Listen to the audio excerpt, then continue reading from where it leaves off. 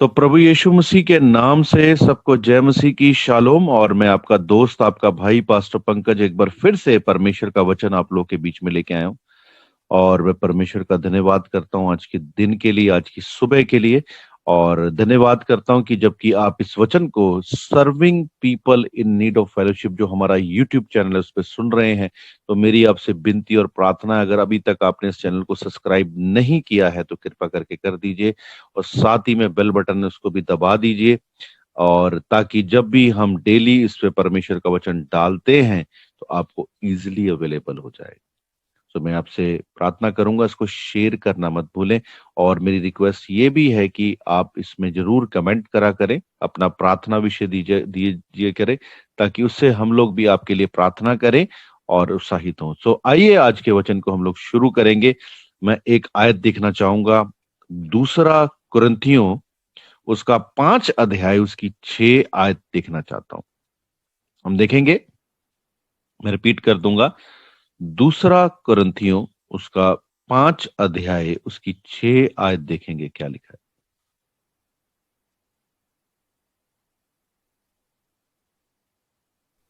Sir, परमेश्वर का दूसरा वचन कुरिन्थियों 5 की 6। हाँ जी। आते हम सदा ढाढ़स बांधे रहते हैं और यह जानते हैं कि जब तक हम देह में रहते हैं तब तक प्रभु से अलग हैं। क्या कहता है वचन, देखो कितना क्लियरली वचन कह रहा है ना। एक बार इस आयत को फिर से देखेंगे, बड़े ध्यान से सुनिएगा वचन को। आते हम सदा ढाढ़स बांधे रहते हैं और वह यह जानते हैं कि जब तक हम देह में रहते हैं तब तक प्रभु से अलग रहते हैं। जब तक हम देह में रहते हैं हम प्रभु से दूर हैं। देखिए बाइबल बताती है, जब हम यूहन्ना 4 अध्याय उसकी 24 आयत देखते हैं, मैं आपके लोग के साथ देखना चाहूंगा, मेरे साथ अब लिखा लीजिए। यूहन्ना उसका 4 अध्याय उसकी 24 आयत देखना चाहता हूं। वहां किस प्रकार से लिखा, फिर दोबारा से हम इसी आयत पे आएंगे। यूहन्ना 4 की 24। हाँ जी। परमेश्वर आत्मा है और अवश्य है कि उसकी आराधना करने वाले आत्मा और सच्चाई।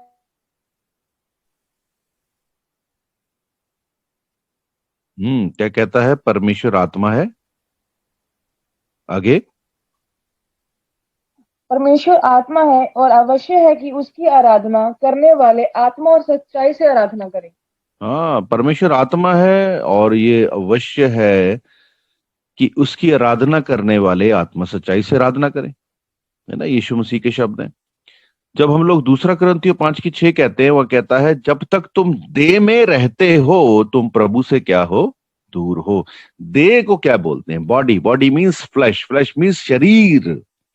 जब तक आप शारीरिक जीवन जीते हो आप प्रभु से दूर हो, क्योंकि परमेश्वर जो है वो आत्मा है और वो ऐसे आराधकों को ढूंढता है जो आत्मा और सच्चाई से उसकी आराधना करते हैं। अगर अभी तक आपका जो स्वभाव है ना, अभी तक आपका जो नेचर है, अभी तक आपका जो चाल चलन है, अभी भी स्टिल अगर आप शारीरिक जीवन जीते हो, शारीरिक व्यक्ति शरीर की बातों की ओर मन लगाता है ना। हम लोगों ने देखा, रोमियो में देखते हैं, जब हम लोग 8 अध्याय पढ़ते हैं उसकी 5 आयत में से हम जब पढ़ना शुरू करते हैं, वहां लिखा है शारीरिक व्यक्ति शरीर की बातों की ओर मन लगाता है और आत्मिक व्यक्ति आत्मा की बातों की ओर मन लगाता है। तो शारीरिक व्यक्ति जो है वो शारीरिक बातों की कामना करता है ना। उसे शारीरिक चीजें चाहिए। मुझे, मेरे पास पैसा होना चाहिए, मेरे पास घर होना चाहिए, मेरे पास नौकरी होनी चाहिए, मेरे पास सब कुछ होना चाहिए। तो कौन सा सब कुछ? सब कुछ शारीरिक वस्तुएं मेरे पास होनी चाहिए, क्योंकि शारीरिक व्यक्ति शरीर की बातों पर मन लगाता है। और थोड़ा आगे बढ़े तो शारीरिक व्यक्ति को क्या चाहिए? शारीरिक व्यक्ति कहता है मुझे पूछा जाए, है ना। मुझे नहीं पूछा, मुझे इज्जत नहीं दी, मुझे क्या कहते हैं, मुझसे क्या कहते हैं, मुझे ऊंचा नहीं किया गया। और दूसरी बात देखते हैं, उसके अंदर जेलसी होगी, उसके अंदर गुस्से की भावना होगी, उसके अंदर शरीर के काम, है ना। हम लोग गलातियों 5 अध्याय उसकी अगर 19 आयत से पढ़ते हैं तो वो शरीर के काम उसके अंदर पाए जाते हैं। और वचन कहता है, दूसरा कुरिन्थियों 5:6 कहती, अगर अभी भी आप शरीर में हैं, शारीरिक चीजों की लालसा करते हैं, शारीरिक चीजों की में जीते हैं, शारीरिक बातों में, शरीर के कामों में जीते हैं, तो अभी तक आप प्रभु से क्या है? दूर है। पौलुस क्लियर कर रहा है कुरिन्थियों की कलीसिया को, क्योंकि कुरिन्थियों की कलीसिया जो है अब शारीरिक जीवन जी रही है ना। दूसरा कुरिन्थियों पौलुस का लिखने का रीजन यही था, क्योंकि अब जो कुरिन्थियों की कलीसिया है, अब झूठे प्रॉफिट्स, झूठे अपोस्टल्स पे विश्वास करती है। और इवन आप जानते हैं, मैंने पिछले समय में जब आप लोगों को शिक्षा दे रहा था, तो मैंने आपको बताया था, उस समय में पौलुस जब ये लुथरी लेटर लिख रहा है, तो वहां पर लोगों ने उसे अपोस्टल मानना छोड़ दिया है। और आप जानते हैं कि पौलुस ने ही कुरिन्थियों की कलीसिया की शुरुआत की है। और मैं आपको और बता दूं कि लोगों ने पौलुस को अ, कलीसिया को शुरुआत करने वाला ही मानना छोड़ दिया। पौलुस को एक्सेप्ट ही नहीं कर रहे। तो वो कौन सी बातों में लगे हुए? शारीरिक बातों में लगे हुए, है ना, शारीरिक चीजों में लगे हुए। क्योंकि जो दूसरे अपोस्टल्स थे उस समय में, पौलुस के समय में, जब पौलुस मिनिस्ट्री कर रहा है, जो दूसरे अपोस्टल्स है, मैं आपको बताना चाहता हूं, वो दूसरे अपोस्टल्स उनको बढ़ावा देते थे शरीर के कामों के लिए, है ना। जो अमीर लोग थे उनको स्टेज दे दी जाती थी, उनको पुलपिट दी जाती थी, उनको कहा जाता था आप प्रचार करिए, आप ऐसा करिए। और उनको और उनको दूसरी बातों में, शरीर के कामों के लिए इनकरेज किया जाता था, है ना। वहां कॉमन बात थी व्यभिचार, जैसे कि हमने पिछले दिनों में देखा। कॉमन बातें थी व्यभिचार, कॉमन बातें थी शारीरिक ऊंचा करना, एक दूसरे को घमंड करना, जेलसी करना, ऊंच नीच उनके बीच में बहुत थी। जो अमीर होते थे उनको इज्जत दी जाती थी, और जो गरीब थे उनको इज्जत नहीं दी जाती थी। आप देख सकते हैं, और शरीर के कामों में वो सब फंसे। लेकिन पौलुस यहां एक बात कहना चाहता है, अगर अभी तक आप शरीर में हैं, देह में हैं, तो आप प्रभु से दूर हैं। अभी तक अगर आप शारीरिक जीवन जी रहे हैं, शरीर की कामों में है, शरीर की ख्वाहिशों में है ना। शरीर के काम तो प्रकट है, अर्थात व्यभिचार, लुचपन, मूर्ति पूजा, जादू टोना, गुस्सा करना, जेलसी करना, बैर रखना, झगड़े की भावना करना, ये सब बातें जो है उस कलीसिया में पाई जाती थी। और मैं आज आपसे कहना चाहता हूं, अगर अभी भी स्टिल अगर आप में ये बातें पाई जाती हैं, तो मैं आज आपको बताना चाहता हूं, आप प्रभु से क्या है? दूर है। जब तक आप शारीरिक जीवन जी रहे हैं, आप परमेश्वर के साथ मेल ही नहीं कर सकते, क्योंकि परमेश्वर रोशनी है और आप अंधकार में हैं, और रोशनी और अंधकार का कोई भी मेल नहीं हो सकता। तो वचन क्या कहता है, पौलुस क्या कहता है, एक बार फिर पढ़ना चाहूंगा, दूसरा कुरिन्थियों 5 अध्याय उसकी 6 आयत, बड़े ध्यान से सुनिएगा वचन को। अतः हम सदा ढाढ़स बांधे रहते हैं और यह जानते हैं कि जब तक हम देह में रहते हैं तब तक प्रभु से अलग हैं। जब तक हम देह में रहते हैं, हम प्रभु से क्या है? दूर है। अब जब तक शरीर में रहेंगे, शरीर की बातों में रहेंगे, शारीरिक जीवन जिएंगे, आप प्रभु से दूर रहेंगे। क्योंकि बाइबल बता रही है, यूहन्ना 4:24 कह रही है, परमेश्वर आत्मा है और वो ऐसे आराधकों को ढूंढता है जो आत्मा और सच्चाई से उसकी आराधना करते हैं। बाइबल बताती है परमेश्वर ने मनुष्य को अपनी आराधना करने के लिए बनाया, है ना। परमेश्वर का वचन कहता है, यशाया उसकी 43 आयत में जाते हैं, यशाया उसका 43 अध्याय उसकी 7 आयत और 21 आयत जब आप देखते हो, यशाया उसका 43 अध्याय उसकी 7 और 21 आयत आप वहां देखते हो, वहां क्लियरली लिखा है, परमेश्वर ने मनुष्य को आराधना करने के लिए बनाया। और जब यूहन्ना 4:24 पढ़ते हैं, तो वहां देखते हैं परमेश्वर को कौन सी आराधना चाहिए? जो आत्मा और सच्चाई से आराधना होती है ना। देखिए, एक आयत में आप लोग के साथ देखना चाहता हूं, हम निकालेंगे यूहन्ना उसका 15 अध्याय उसकी 16 आयत, देखेंगे क्या लिखा है। यूहन्ना उसका 15 अध्याय उसकी 16 आयत, पढ़ के देखिए क्या लिखा है। तुमने मुझे नहीं चुना, परंतु मैंने तुम्हें चुना है और तुम्हें हम्म नियुक्त किया है कि तुम जाकर फल लाओ और तुम्हारा फल बना रहे। हम्म मैंने तुमने मुझे नहीं, मैंने तुम्हें चुना है, इसलिए चुना है कि तुम जाकर फल लाओ और तुम्हारा फल तुम्हारा बना रहे। फल बना रहे। उसने हमें चुना क्यों है? ताकि हम फल लाएं, है ना। और वचन कहता है तुम्हारा फल बना रहे।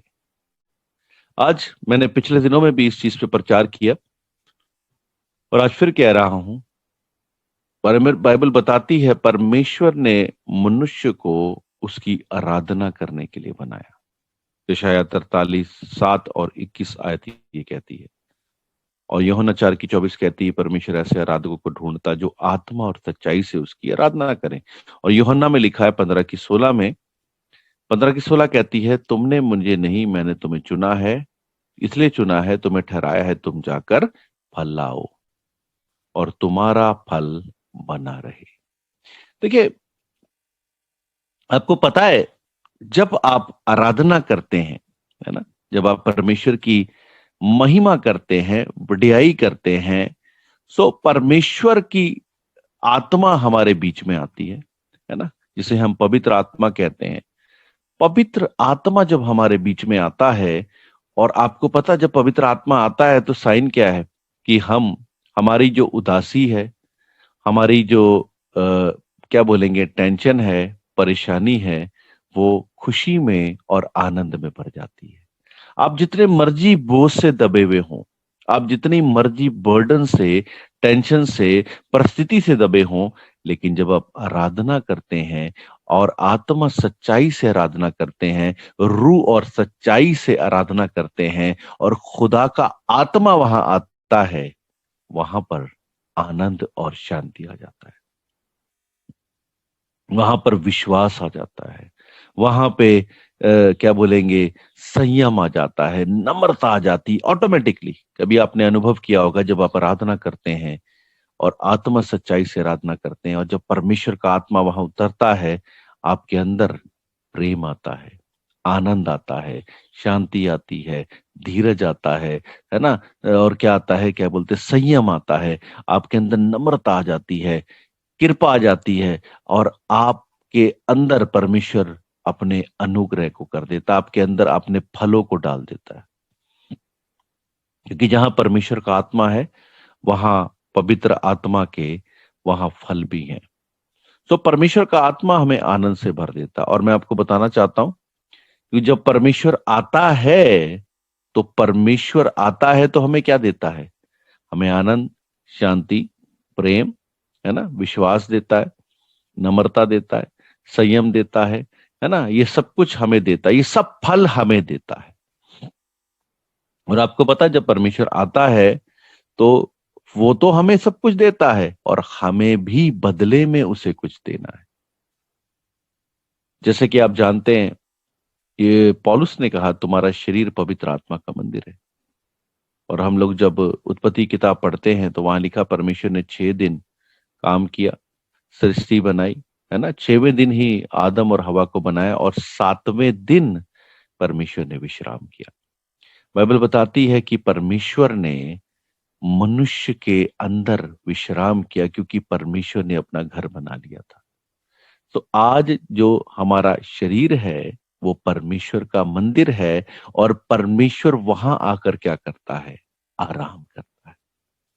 अगर हम दूसरे शब्दों में देखें तो एक आदमी दिन भर काम करता है और दिन भर काम करने के बाद वो रोटी कमा कर लाता है और वो रोटी लाकर कहाँ देता है? अपने घर में देता है ना। वो रोटी लाकर अपने घर में देता है और उसके घर वालों की क्या बोलते हैं, उसके घर वालों का कार्य क्या है? बदले में उसको क्या करना? उसको आराम देना, उसको रोटी देना, पानी पूछना, रेस्ट देना, ये सब बदले में काम है। तो इसका मतलब है ये एक ऐसा काम है जिसको क्या बोलेंगे? लेन देन होता है ना। बाहर वाला व्यक्ति जो काम करता है वो आकर अपने परिवार का पेट पालता है, उनकी जरूरतों को पूरा करता है। सेम वे घर वालों का ही फर्ज बनता है उसका ध्यान रखे। तो ये क्या है? लेन देन है। तो सेम वे जब परमेश्वर आता है तो हमें आनंद देता है, शांति देता, विश्वास देता, चंगाई देता, छुटकारा देता है, हमें ब्लेसिंग देता है। और बदले में हमसे क्या चाहता है? हमें से बदले में आराम चाहता है। आपको पता है परमेश्वर हमसे आराम चाहता है। कैसा आराम चाहता है? वो हमारे अंदर आकर आराम करना चाहता है, रेस्ट करना चाहता है। जब हम यशाया की किताब पढ़ते हैं, वहां बड़ा ब्यूटीफुली लिखा है, बड़ा ही खूबसूरत तरीके से लिखता है। यशाया उसका 66 यानी 66 अध्याय, है ना? यशाया उसका 66 अध्याय, उसकी 1 और 2 आयत में देखेंगे हम लोग। यशाया उसका 66 अध्याय, उसकी 1 और 2 आयत में हम लोग देखेंगे। यहोवा यूं कहता है, आकाश मेरा सिंहासन और पृथ्वी मेरे चरणों की चौकी है। तुम मेरे लिए हम्म। कैसा भवन बनाओगे और मेरे विश्राम का कौन सा स्थान होगा? देखिए क्या बोलता है, तुम मेरे लिए कौन सा घर बनाओगे, मेरे लिए कौन सा विश्राम स्थान होगा। देखिए बाइबल बताती है परमेश्वर ना तो सोता है ना ऊंघता है ना? ये आराम, रेस्ट। रेस्ट के अंदर क्या है?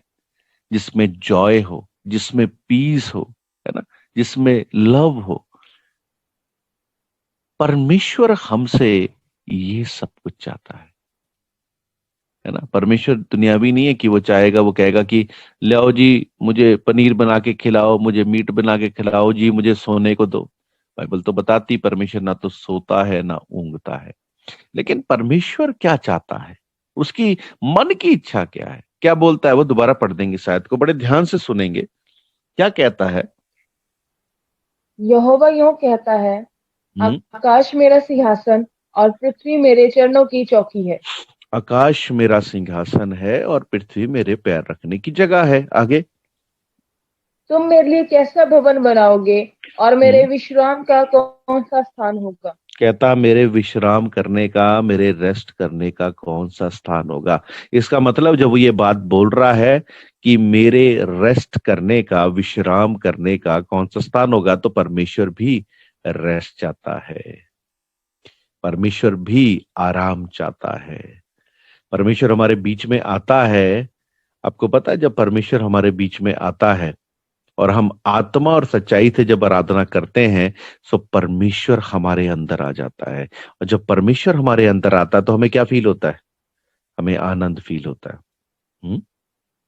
आप चाहे कितनी भी प्रॉब्लम से जूझ रहे हो, जितनी भी परिस्थिति से जूझ रहे हो, कितनी भी बर्डन, टेंशन से, डिप्रेशन से चल रहे हो, लेकिन जैसे ही आप आराधना शुरू करते हैं आत्मा सच्चाई से, परमेश्वर आपके अंदर आता है तो आपके अंदर आनंद आता है, आपके अंदर शांति आती है, आपके अंदर प्रेम आता है, और सबसे बड़ी बात क्या है, आपके अंदर विश्वास आता है ना? संयम आता है, कृपा आ जाती है। तो तब होता है जब परमेश्वर आता है। परमेश्वर आता है कहाँ? विश्राम करने के लिए। और जैसे ही परमेश्वर आता है ना, जैसे एक एक घर का पिता कह लो, है ना, आजकल तो आदमी कह लो घर का, या आजकल तो लेडीज भी जॉब करती हैं, तो वो थकी हारी कहाँ क्या करती हैं, वो कमाई कर कर लेके आती हैं या लेके आता है, तो आकर क्या चाहता है वो? रेस्ट चाहता है। और अपने बच्चों को वो क्या करता है, अपने परिवार को क्या करता है, वो सब जो कमाया है वो दे देता है। तो सेम वे जब परमेश्वर हमारे बीच में आता है तो वो भी हमें क्या देना चाहता है? आराम देना चाहता है और आराम करना चाहता है। सो परमेश्वर जो हमारे बीच में आता है तो हमें क्या देता है? आनंद देता है, शांति देता है ना? ये सब आत्मा के फलों को वो हमें देता है। और आपको पता है वो भी आराम करना चाहता है। वो कहता है मेरे लिए आराम की कौन सी जगह बनाओगे? पढ़िए आगे, पढ़िए। यहोवा की ये वाणी है। हम्म। यहोवा ये की सब वाणी वस्तु है। मेरे ही हाथ ये सब वस्तुएं मेरे ही हाथ की बनाई हुई हैं, हम्म। इसलिए ये सब मेरी ही हैं। परंतु मैं उसी पर दृष्टि करूंगा जो दीन और खेतमन का हो, और मेरा वचन हम्म। सुनकर फरफराता। इसका मतलब क्या है? परमेश्वर को भी आराम चाहिए, है ना? परमेश्वर को भी आराम चाहिए। परमेश्वर को आराम कब मिलेगा? जब हम उसको रेस्ट देंगे। पर वो आराम, है ना, वो उसको भी आराम चाहिए। और हमने देखा यूहन्ना 15:16 कहती कि तुमने मुझे नहीं चुना, मैंने तुम्हें चुना, तुम जाकर फल लाओ और तुम्हारा फल बना रहे। परमेश्वर हमें आत्मा के फल देता है ना। आनंद, शांति, विश्वास, नम्रता, संयम, ये फल देता है। और इसके बदले में वो हमसे क्या चाहता है? वो भी हमसे आत्मा के फल चाहता है। हमारे अंदर प्रेम को चाहता है, हमारे अंदर आनंद को चाहता है, हमारे अंदर शांति को चाहता है। वो भी बदले में हमसे ये सब कुछ चाहता है ना। क्योंकि परमेश्वर आत्मा है और उसको भी आत्मा के फल पसंद है। फॉर एग्जाम्पल, शेर जो है वो घास नहीं खाता, शेर जो है वो मीट ही खाता है। बकरी जो है वो घास खाती है, मीट नहीं खाती। क्या कभी हो सकता है कि शेर मीट खाए, सॉरी, शेर घास खाए? कभी नहीं हो सकता। शेर को भूखा भी रहना पड़े, वो घास कभी नहीं खाएगा। बकरी को भूखा रहना पड़े, वो कभी भी मीट नहीं खाएगी। तो सेम वे, है ना, परमेश्वर भी आत्मा है और परमेश्वर को जो भूख है वो आत्मा की फलों की है। वो शरीर के फल कभी नहीं खा सकता, है ना, वो शारीरिक चीजें कभी नहीं चाहता। सो परमेश्वर जो है वो आत्मा है, उसे आत्मा के फल चाहिए। और अगर हम थोड़ा और आगे समझे, आपको पता है परमेश्वर क्या चाहता है? परमेश्वर चाहता है कि हम आत्मा और सच्चाई से उसकी आराधना करें, है ना। आत्मा और सच्चाई का मतलब क्या? आत्मा यानी पवित्र आत्मा, सच्चाई जैसे कि आप जानते हैं यूहन्ना 14:6 कहती है, यीशु मसीह कहता, मैं सच हूं, मैं मार्ग, सत्य और जीवन हूं। तो यीशु मसीह क्या है? सच्चाई है। और यीशु मसीह है कौन? परमेश्वर का वचन है।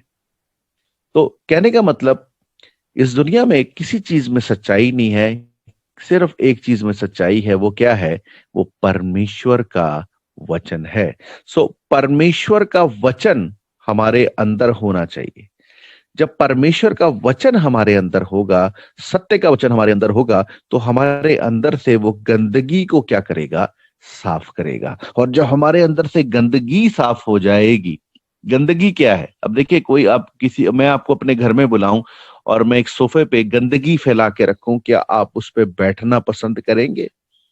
आप कभी भी उस पे बैठना पसंद नहीं करेंगे। तो सेम वे, परमेश्वर का आत्मा जो है वो गंदगी को पसंद नहीं करता। गंदगी है क्या? गंदगी है घमंड की। जब हम घमंड करते हैं, जब हम गुस्सा करते हैं, जब हम जेलसी करते हैं, जब हम बैर करते हैं, जब हम बदले की भावना कर सकते हैं, जब हम माफ नहीं करते, ये सब गंदगी और कचरा है। इसको परमेश्वर का वचन क्या करता है? साफ करता है। परमेश्वर का वचन सिखाता है, घमंड मत करो, लालच मत करो, झूठ मत बोलो, चोरी मत करो, बदले की भावना मत रखो। ये सब कचरा है। इस सब कचरे को परमेश्वर का वचन जब साफ कर देता है, परमेश्वर के वचन से जब गंदगी साफ हो जाती है, तब पवित्र आत्मा, ये पवित्र है ना, वो पवित्र जगह में रहना पसंद करती। और परमेश्वर का वचन जब इन सब गंदगी को झाड़ू लगाकर साफ कर देता है, तब परमेश्वर का आत्मा हमारे अंदर आता है ना। और जब परमेश्वर का आत्मा हमारे अंदर आता है तो दो चीजें आ जाती हैं। परमेश्वर आत्मा है, उसको कौन सी आराधना चाहिए? जो आत्मा और सच्चाई से आराधना होती है। आत्मा और सच्चाई, सच्चाई यानी परमेश्वर का वचन, और आत्मा यानी पवित्र आत्मा। जब परमेश्वर का वचन गंदगी को साफ करता है, तब पवित्र आत्मा आता है। और जहां परमेश्वर का वचन और पवित्र आत्मा है, अदर वर्ड्स में जहां सच्चाई और आत्मा है, वहां परमेश्वर आता है। समझ रहे मेरी बात को? और जब परमेश्वर आता है, और परमेश्वर आकर क्या देखता है? परमेश्वर आकर क्या देखता है? कि हम शारीरिक जीवन जी रहे हैं, हमारे अंदर शरीर के फल है या शरीर के काम है, या आत्मा के फल हैं। और मैं बताना चाहता हूं, परमेश्वर का वचन जो है वो गंदगी को दूर करता है। और जब पवित्र आत्मा आता है, तो हमारे अंदर पवित्र आत्मा के फल आ जाते हैं। प्रेम आ जाता है ना, आनंद आ जाता है, शांति आ जाती है, विश्वास आ जाता है, नम्रता आ जाती है, कृपा आ जाती है, संयम आ जाता है। ये आत्मा के 9 फल आ जाते हैं। और परमेश्वर का आत्मा आकर यही चेक करता है कि हमारे अंदर कौन कौन से फल हैं। लेकिन हमारे अंदर बाइबल पढ़ते हैं, है ना, प्रार्थना करते हैं, अगर हमारे अंदर अभी भी शरीर के फल हैं, तो परमेश्वर का आत्मा देखता है और ऊपर ऊपर मंडराते हुए चला जाता है। लेकिन जब हमारे अंदर गंदगी साफ हो जाती है तो परमेश्वर का आत्मा आता है, वो परमेश्वर का वचन जो परमेश्वर का जो आत्मा है हमारे अंदर आनंद को, शांति को, विश्वास को, ये सब नम्रता को, ये सब फलों को डाल देता है। और फिर जब ये सब फल हमारे अंदर आ जाते हैं तो परमेश्वर आता है और परमेश्वर क्या करता है, सर्च करता है कि हमारे अंदर कौन कौन से फल हैं, है ना। और जब वो हमारे अंदर फलों को देखता है, जैसे कि हमने मरकुस 11 अध्याय उसकी 12 आयत में देखा, यीशु मसीह बेतनिया से जा रहा था तो वहां पर उसने क्या देखा, वहां एक अंजीर का पेड़ देखा और उसे भूख लगी, वो फल की चाह करने के लिए उसके पास गया। वहां लिखा है उस अंजीर के पेड़ में पत्ते ही पत्ते थे और फल का समय नहीं था, और फल ना पाकर यीशु मसीह ने उसे क्या कर दिया, श्राप दे दिया। और अंजीर का पेड़ आप जानते हैं इजराइल को दिखाता है। इजराइल में उसने पत्तों ही पत्तों के सिवा और कुछ नहीं पाया। और ये पत्ते ही पत्ते क्या है, हमारे धर्म के काम। हम प्रार्थना करते हैं, रोजा रखते हैं, दशवांश देते हैं, है ना, बाइबल पढ़ते हैं, सुसमाचार प्रचार करते हैं, ये सब धर्म के काम हमारे अंदर हैं। तो ये धर्म के काम यशाया के अनुसार कहता है ये परमेश्वर की निगाह में मैले चटों के समान है। इसका मतलब ये नहीं कि हमें ये सब कुछ नहीं करना, प्रार्थना करनी छोड़ देनी है, रोजा रखना छोड़ देना, प्रार्थना वचन पढ़ना छोड़ देना है, सुसमाचार प्रचार करना छोड़ देना, दशवांश देना छोड़ देना, ये सब क्या बोलेंगे, ये बेमायने नहीं है। ये सब कुछ करना है हमें, लेकिन अगर हम लोग, जब तक हमारे अंदर आत्मा के फल नहीं है तब तक ये बेबुनियादी हैं, कोई फायदा नहीं है इनको करने का। प्रार्थना करने का कोई फायदा नहीं, रोजा रखने का कोई फायदा नहीं है ना, चर्च जाने का कोई फायदा नहीं है, दशवांश देने का कोई फायदा नहीं है, जब तक आपके अंदर आत्मा के फल नहीं है, जब तक आपके अंदर शारीरिक बातें हैं, तब तक इन सब चीजों को करने का कोई भी फायदा और मायने नहीं है। एक आदमी वेट लूज करना चाहता है, उसने जिम ज्वाइन कर लिया, जिम सुबह सुबह जिम जाता है और आकर ब्रेकफास्ट में वो क्या पनीर के परोठे खाता है, वो भी मलाई के साथ, दोपहर को मटर पनीर खाता है, चिकन खाता है, रात को भी वो ऐसा ही खाना खाता है, उसका क्या फायदा। तो सेम वे हमें भी, अगर हम चाहते हैं कि हमारे अंदर आत्मा के फल आए और परमेश्वर का आत्मा हमारे अंदर आकर रहे, तो हमें शरीर के कामों को, शरीर की बातों को खत्म करना होगा। और जब तक हम इन बातों को, इन चीजों को अपने जीवन से खत्म नहीं करेंगे, बाइबल क्लियरली ही बताती है हम प्रभु से दूर हैं। दूसरा कुरिन्थियों 5:6 एक बार फिर से पढ़ना चाहता हूं मैं, एक बार देख लेंगे हम लोग वचन क्या कहता है। दूसरा कुरिन्थियों 5:6 एक बार पढ़ दीजिए।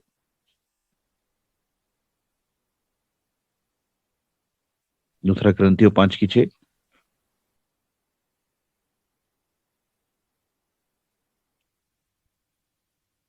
दूसरा कुरिन्थियों 5:6 पढ़ अतः देंगे एक बार। ढाढ़स बांधो, अतः हम सदा ढाढ़स बांधे रहते हैं और यह जानते हैं कि जब तक हम देह में रहते हैं तब तक प्रभु से अलग हैं। जब तक हम देह में रहते हैं तब तक हम किससे दूर हैं, प्रभु से दूर हैं। रोमियो 8:6 देखते हैं क्या लिखा है। रोमियो की पत्री उसका 8 अध्याय उसकी 6 आयत क्या कहती है। आइए चलो हम 5 आयत से ही पढ़ देते हैं। रोमियो 8:5।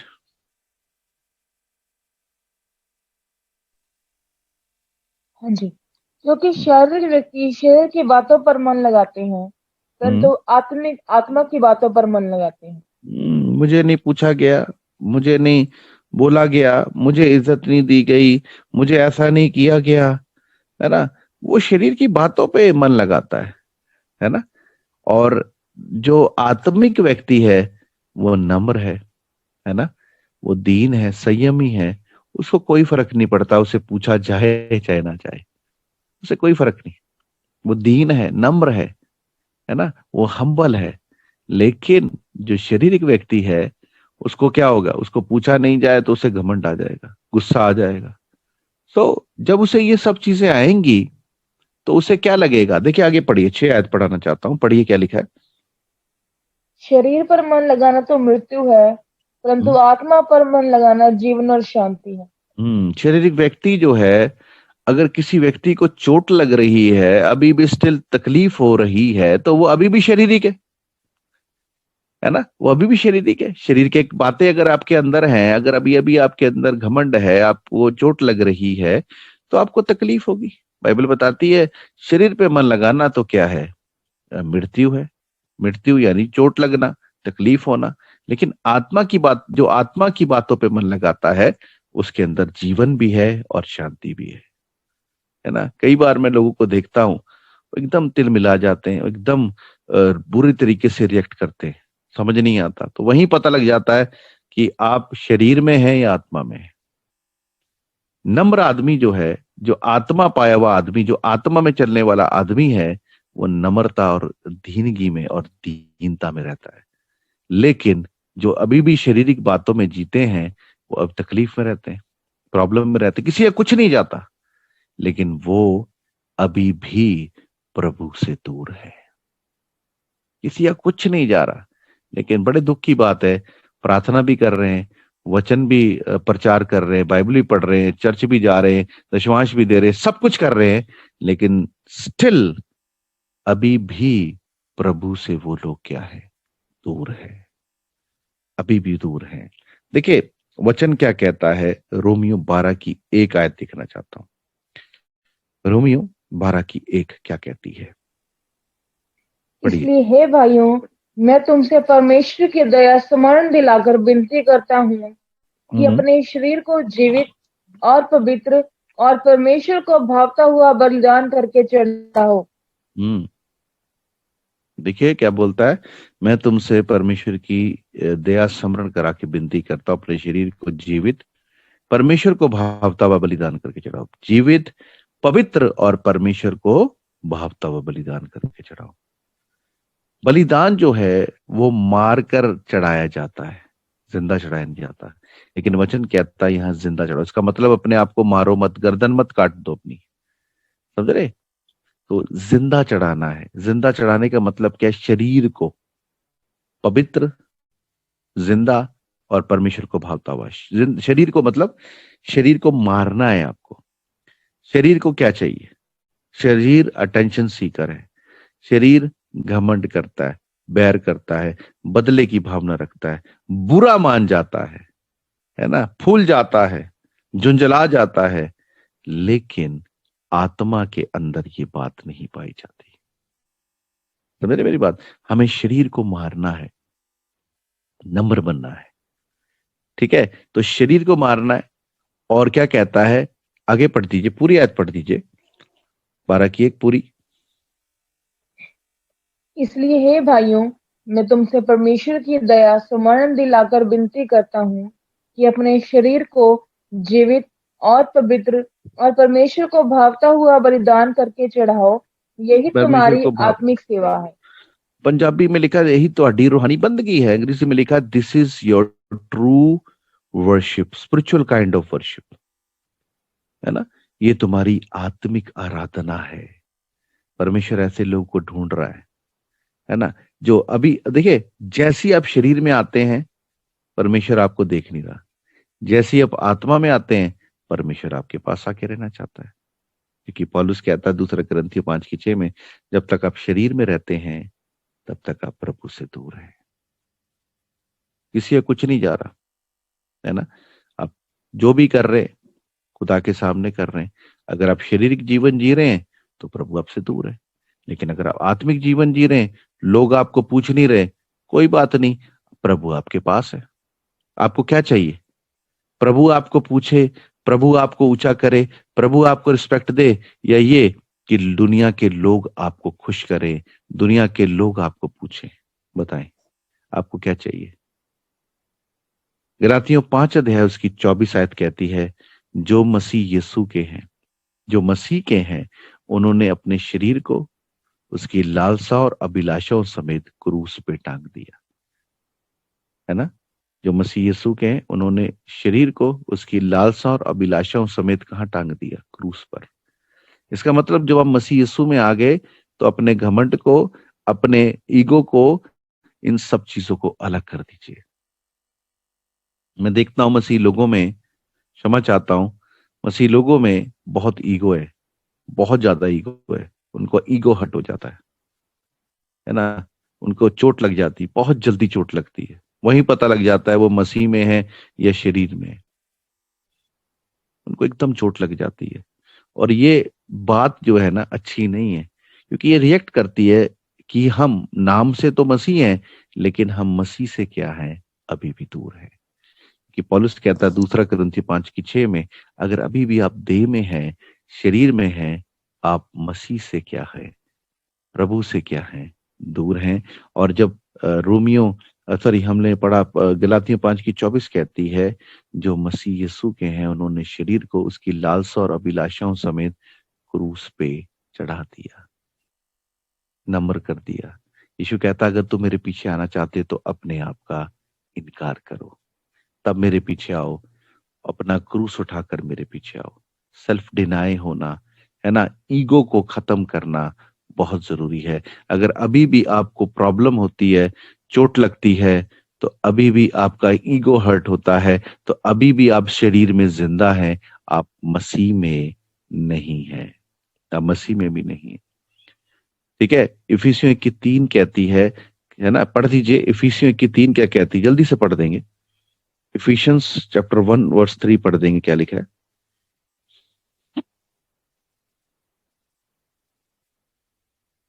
जल्दी से पढ़ देंगे, क्या लिखा है इफिसियों 1:3?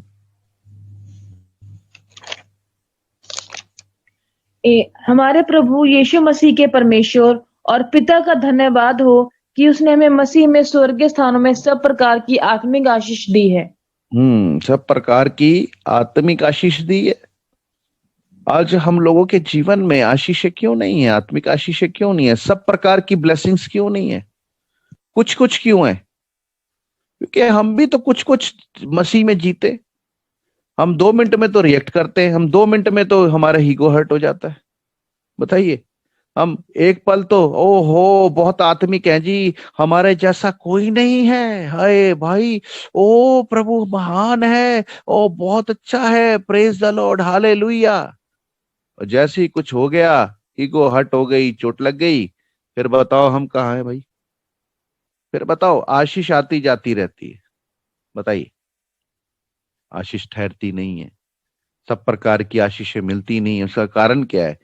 हम अभी भी देह में जीते हैं, हम अभी भी जी में जीते हैं, अभी भी हमारी ईगो हर्ट होती, अभी भी हमारे को चोट लगती, अभी में लगता है कि हमें पूछा नहीं गया, हमें बोला नहीं गया, है ना। हमारे जेलसी करते हैं। शरीर के बच्चे जैसे बच्चे होते हैं ना, पौलुस कहता है कि अब तुम अन्न खाने वाले बनो, अभी तक तुम दूध पीने वाले हो। तो यहीं से पता लग जाता है कि वे मीट खाने वाले हैं, अन्न खाने वाले हैं, या अभी दूध पीने वाले। दूध बच्चे क्या करते? बच्चों को पूछा ना जाए मुंह बना लेते हैं। तो मसीह लोगों का यही हाल है। कलीसियाओं में लोगों को देखता हूं जो कई कई सालों से, जिनको 20-20 साल हो गए मसीह में, किनको 10-10 साल हो गए, 15-15 साल हो गए मसीह में, अभी भी वो बच्चों की तरह रिएक्ट करते हैं, सियानों की तरह रिएक्ट नहीं करते। अभी भी उनको गुस्सा लग जाता है, उनका मुंह फूल जाता है, अभी भी उनके अंदर ये बातें हैं, बच्चों जैसी बातें हैं। सो प्लीज बच्चे मत बनिए, सियाने हो जाइए। अब अन्न खाने वाले हो जाइए। समझ रहे मेरी बात को? अब अन्न खाने वाले हो जाइए, बचपना छोड़ दीजिए। वचन बता देता है, वचन एक ऐसा आईना है जो असली सूरत हाल दिखा देता है। तो मैं आज आप लोगों को यही उत्साहित करना चाहता हूं कि जब तक आप देह में जिएंगे, आप प्रभु से दूर हैं। आपकी सब प्रकार की आशीषें, आपकी सब प्रकार की प्रॉब्लम, समस्याएं, तकलीफें, सब कुछ उसमें होकर ही खत्म हो सकती है, उसके अंदर ही होकर खत्म हो सकती है। और अभी तक अगर आप शरीर में जीवन जीते हैं तो आपकी प्रॉब्लम्स ठीक नहीं हो सकती, आपकी समस्या ठीक नहीं हो सकती, आपको ब्लेसिंग नहीं मिल सकती, क्योंकि सब कुछ उसी में छुपा हुआ है, सब कुछ उसी में मिलता है। सो आज मैं आपको कहना चाहता हूं, प्लीज बच्चों से बड़े हो जाइए। उम्र चाहे आपकी जितनी मर्जी बड़ी है, लेकिन अभी भी आप क्या हो? बच्चे हो। अभी भी आप बच्चे हो। और ये बचपन अच्छी बात नहीं है। बच्चा जो है, बाइबल बताती है, मालिक अगर बच्चा है ना, मालिक अगर बच्चा है, बेटा अगर अभी तक बच्चा है तो उसको अधिकार नहीं दिया जाता, वो नौकरों के समान है। लेकिन जब वो सियाना होता है तब उसको अधिकार मिलता है। तो सेम वे आज मैं आपको कहना चाहता हूं, बच्चों से बड़े हो जाइए, तब आपको अधिकार मिलेगा, तब आपको सब प्रकार की आशीष और बरकत मिलेगी। सबसे बड़ी बात है, प्रभु आपको मिल जाएगा। लेकिन अभी तक अगर आप स्टिल शरीर में जीवन जीते हैं तो आप प्रभु से दूर हैं। किसी का कुछ नहीं जा रहा, आप अपना नुकसान कर रहे हैं। सो प्लीज बड़े हो जाओ। मैं यही कहूंगा, बड़े हो जाओ। अगर बड़ा बच्चा जो है, जो बड़ा है, सियाना है, वो बच्चों जैसी, है ना, जो बच्चों जैसे कार्य वो नहीं करता।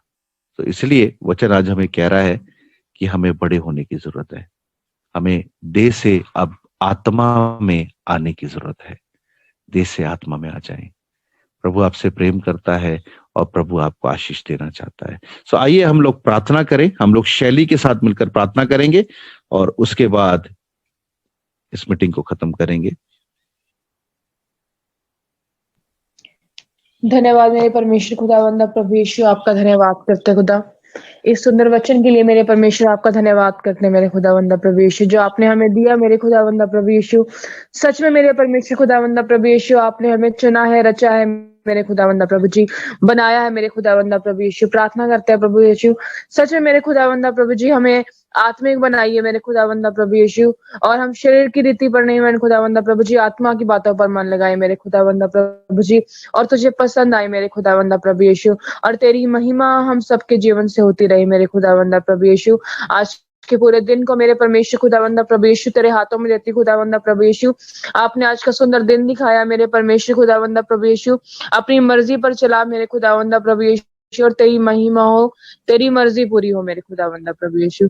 हम घटते जाएं, आप बढ़ते जाएं, आपके नाम को महिमा मिले। इस प्रार्थना को प्रभु यीशु मसीह के नाम से मांगते हैं, आमीन।